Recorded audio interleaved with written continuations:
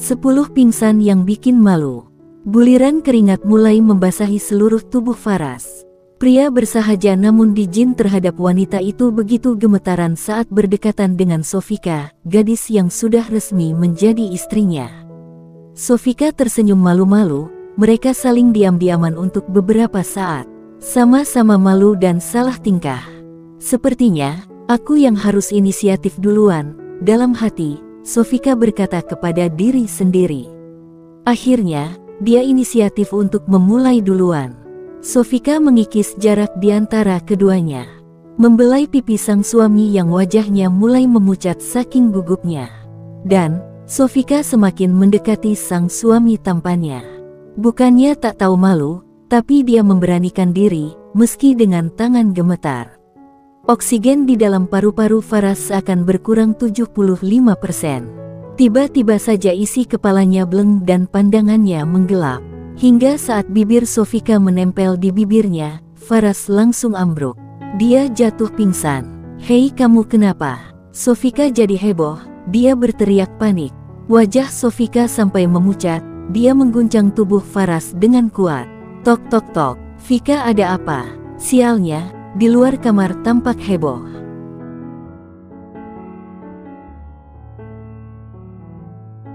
Ya, kebetulan kedua orang tua Sofika dan beberapa orang kerabat yang memang sedang menginap dan belum tidur, mendengar suara teriakan Sofika.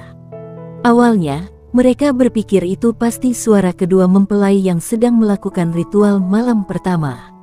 Namun, semakin didengar-dengar malah suaranya lain.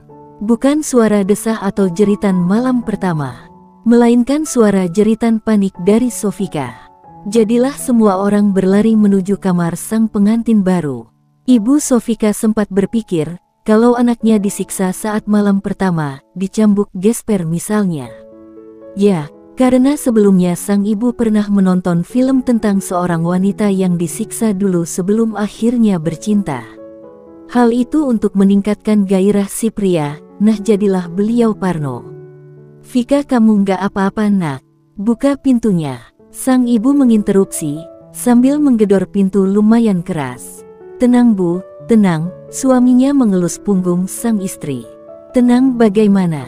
Ibu takut Vika diapa-apakan," sahut sang istri dengan nada marah. Sang suami hanya menatapnya bingung. "Enggak mungkin, Faras itu anak yang baik," bujuk sang suami. "Kalau baik enggak mungkin kan anak kita histeris begitu," menyahuti kembali. Kali ini sang istri menatap suaminya tajam. Kerabat yang lain coba menenangkan.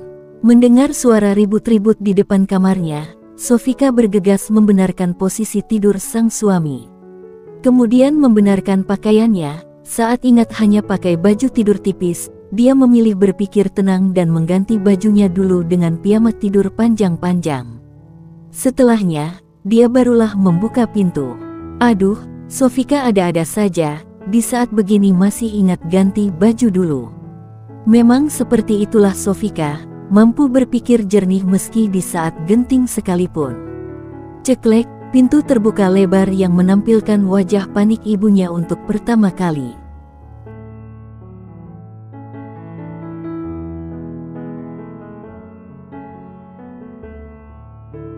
"Kamu kenapa? Apa suamimu menyakiti kamu? Kamu diapakan?" berondong sang ibu sambil memeriksa wajah sang anak perempuan satu-satunya, lalu memindai seluruh tubuhnya dari atas sampai bawah. "Kamu pucat banget," masih saja ibunya bertanya dengan nada khawatir. Salah seorang kerabat menerobos masuk dan menemukan Faras dalam kondisi tak sadarkan diri dengan wajah sedikit pucat. "Hei, kamu kenapa?" mengguncang tubuh Faras. "Dia mati. Faras mati," teriak pemuda bernama Farzan itu. Sungguh nama dan orangnya berbeda. Nama Farzan artinya cerdas dan pintar, tapi orangnya kenapa sedikit bodoh ya. Orang pingsan dikira mati, mana teriaknya heboh lagi. Membuat semua orang yang ada di sana panik. "Apa?" teriak semuanya termasuk Sofika. Mereka semua bergegas berlarian menuju ke arah tempat tidur besar untuk malam pertama itu. Dia mati. Raut wajah Farzan tampak sekali memucat. Vika, kamu apakan suamimu itu? Ibu yang tadinya takut dan panik anaknya diapa-apakan Faras, mendadak berbalik. Dengan penuh keterkejutan dia memberondong sang putri tanpa mengecek dulu kebenarannya. Tidak ada. Hanya, Sofika terduduk lemas di lantai, tak mengerti kenapa suaminya sampai mati, padahal dia cuma baru akan menciumnya saja, belum sampai memperkosa. Vika, masa kamu jadi janda di malam pertama? Dan ibunya mulai terisak. Kamu apakan dia? Disela isakan, ibunya bertanya dengan suara terbata. Vika hanya mau menciumnya saja ibu. Tapi tiba-tiba dia jatuh tak sadarkan diri, ceplos Sofika. Semua mata terbelalak menatap Sofika dengan penuh keterkejutan.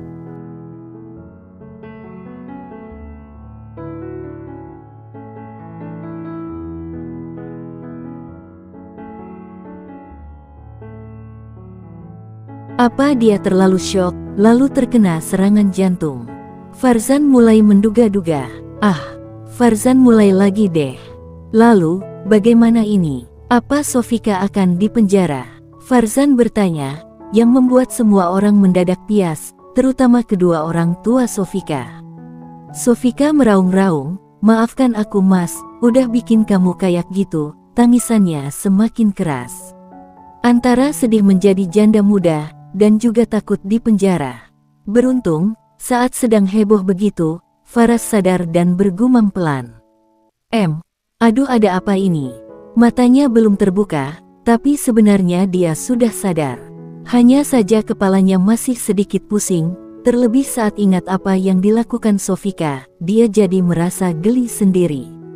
Tak menyangka, istrinya yang gemuk itu sudah pikirnya.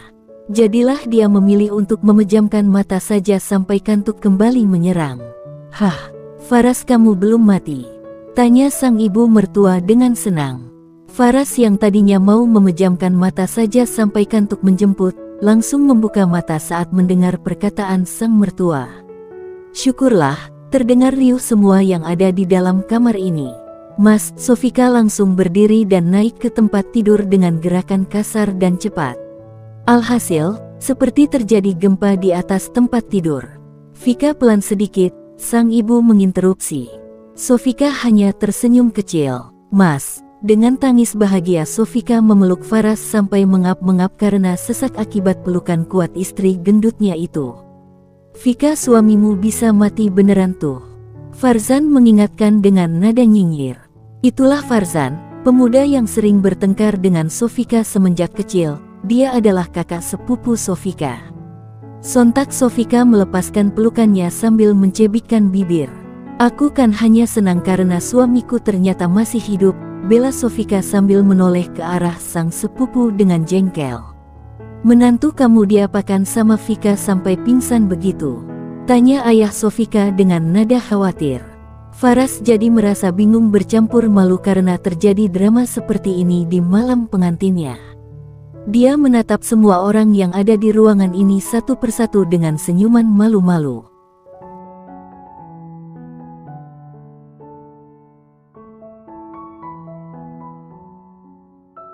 Hal ini sungguh memalukan, teriak Faras dalam hati, dia sampai ingin menangis sebenarnya saking malunya. Tapi tentu saja dia menahannya, kan malu. Tidak ada, saya cuma gugup saja di malam pertama, hehehe. Mendengar apa yang dikatakan Faras, semua orang malah jadi tertawa geli, termasuk Sofika yang hanya tersenyum mesem-mesem menahan agar tawanya tak meledak. Ditertawakan seperti itu muka Faras sampai memerah, malunya berlipat-lipat. Dia hanya bisa tersenyum kecut mendengar tawa diiringi godaan para keluarga istrinya.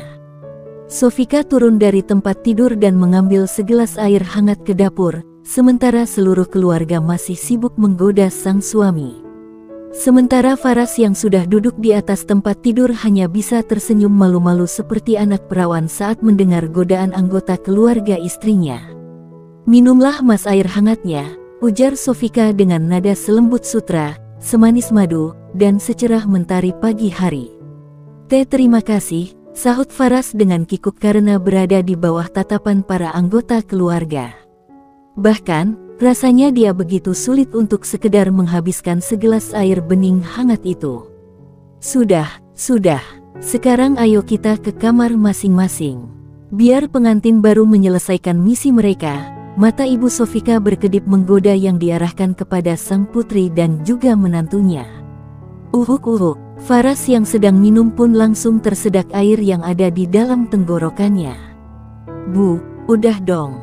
Faras kan jadi malu itu. Sofika mulai merajuk. Semuanya kembali tergelak, kemudian pamit keluar dari kamar pengantin itu. Sofika segera mengunci pintu kamar setelah semuanya keluar, membuat Faras kembali meneguk salivanya susah payah. Apalagi saat istrinya berjalan melangkahkan kakinya menuju ke hadapannya dari pintu kamar menuju tempat tidur dengan senyuman yang tampak sekali sedang menggodanya. Ah, kenapa aku enggak pingsan aja, raungnya dalam hati, dia semakin ketar-ketir dibuatnya. Sayang, kini istrinya sudah sampai ke tempat tidur dan naik dengan pergerakan selembut mungkin. Namun karena badannya yang gempal, gerakan selembut itu pun tetap menimbulkan gerakan bagaikan gempa bagi Faras. Iya, dengan gugup Faras berkata, tak usah takut, malam ini aku akan memulainya dengan sangat lembut, dengan menirukan dialog novel online yang sering Sofika baca. Dia berkata, "Hah?" Faras terkejut mendengar perkataan istrinya itu. Bukankah seharusnya dirinya lah yang mengatakan hal itu? Istrinya sungguh luar biasa. Sudah bobotnya luar biasa, ternyata kelakuannya juga luar biasa. Faras jadi ingin tertawa geli, namun tentu saja dia tahan. Dan jadilah Faras harus merasakan malu untuk kedua kalinya karena hal yang sama di depan Sofika. Sepertinya, malu dan sial memang sudah berkawan baik dengan pria tampan itu semenjak mengenal gadis bertubuh besar ini.